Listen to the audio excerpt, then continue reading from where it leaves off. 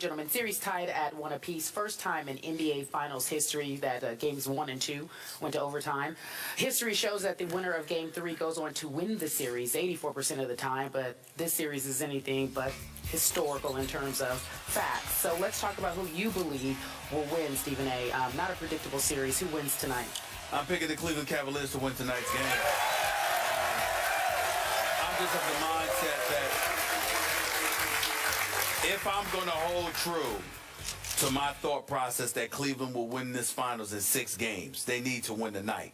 Obviously, if they lost tonight and they won Game 4, you still got a series. But I think considering the momentum that they captured by winning Game 2, by seeing LeBron James slam the ball on the floor and scream the way that he did, knowing how pivotal and how important it was to capture that particular game, I think all the momentum that you gained by winning Game 2, you immediately lose and return to Golden State if you lose Game 3. Because even if you turn around and win Game 4, the fact that Golden State walked into your house for Game 3, handled their business immediately after losing Game 2, still sends the right message to them that they got control of this series, that they can beat you, that the road to the championship still has to go through their house at the Oracle in Oakland. I think if you want to create doubt, and talking to Dwayne Wade just the other day when he was working for ABC doing pregame with us, he said that he had spoken to LeBron, and he basically said this is about creating doubt in Golden State's mind. You want to make sure you embed in their brain you have something to worry about.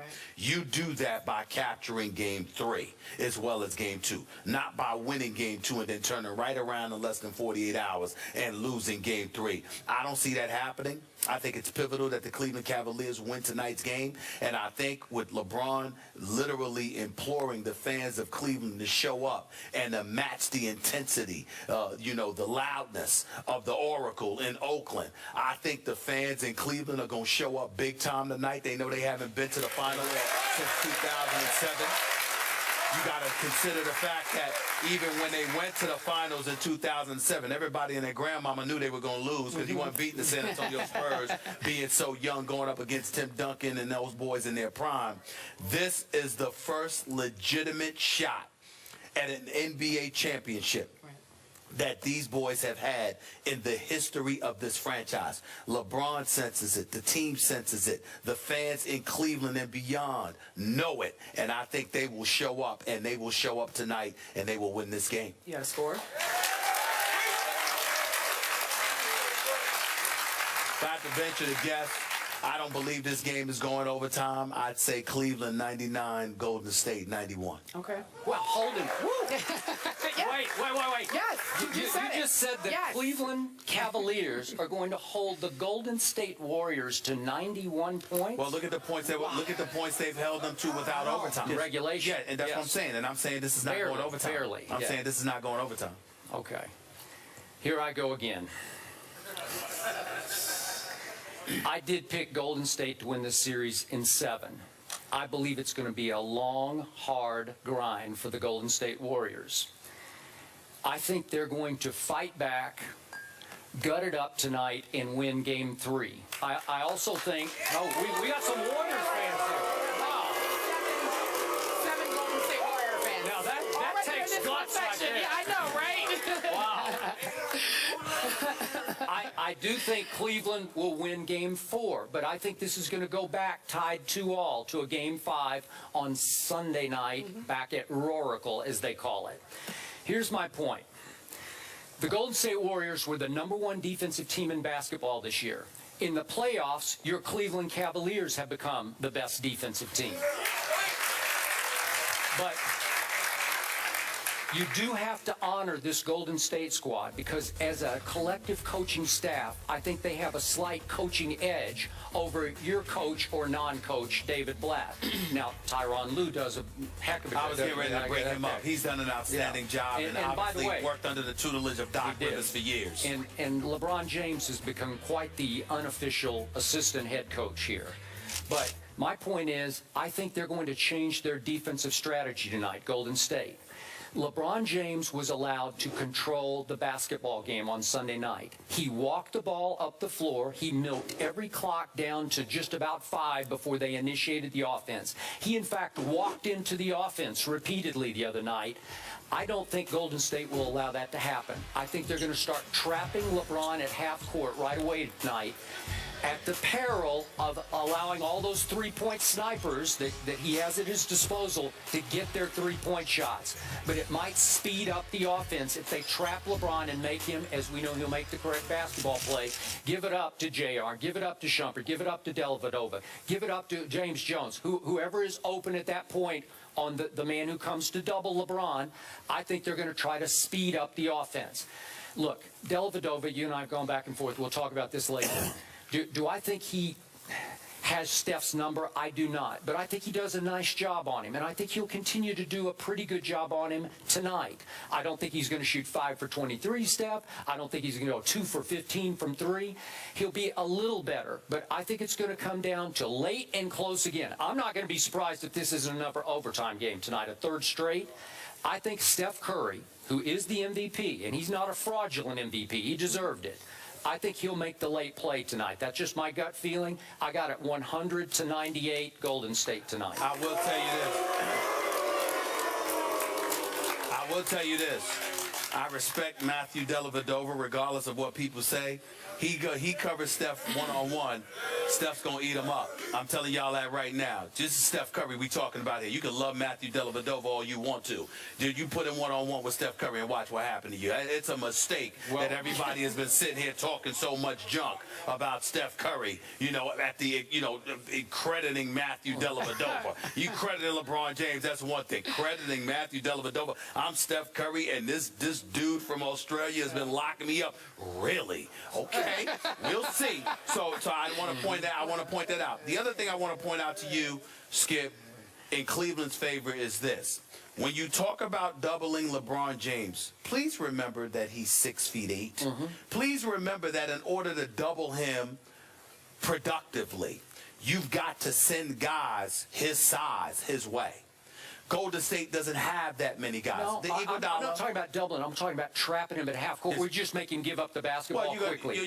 But you can do it with anybody. You can make him give up the basketball, but he can also give it up and get it right back to set up their offense. All I'm saying to you is that the more you trap, the more that's going to leave guys open, but the more vulnerable it's going to leave Golden State, because the likelihood is that you're going to do it with size. And so when you trap him with size, then you're sacrificing some of it, because Golden State doesn't have much of it.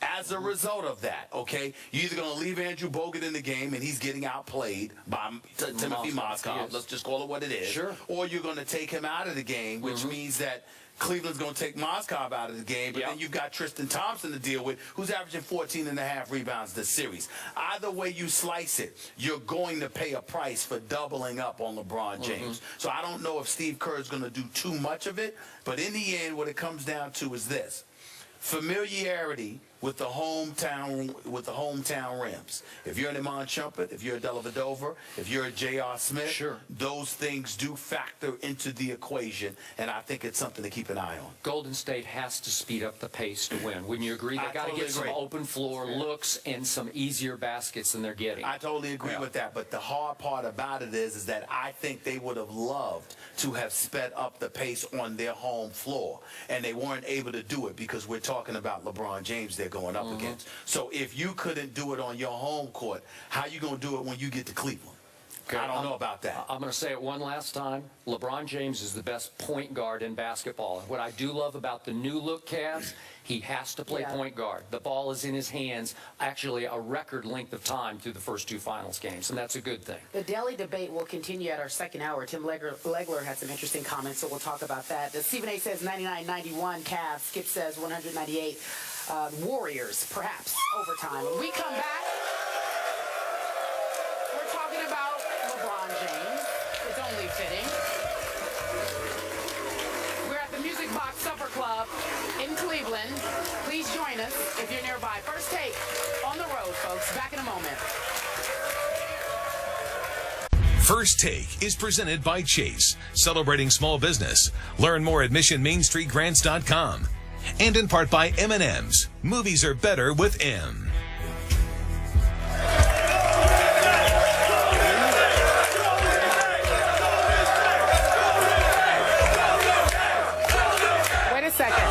Wait a second. There is some confusion. There's Golden State. There's Golden State and Cavs fans. You guys are bold right here. I get you guys. You really do. Keep it friendly. Keep it friendly. We understand. These guys need to be careful. They just need to be careful. Cautious. Be kind to them. Proceed cautiously. Yeah.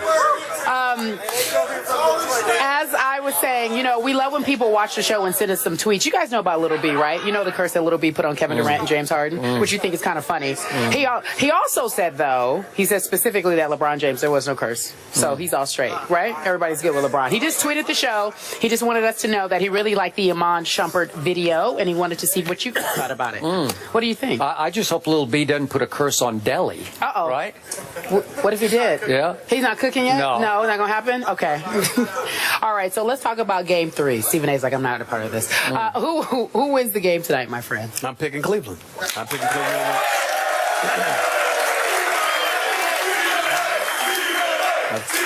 Oh, stop it.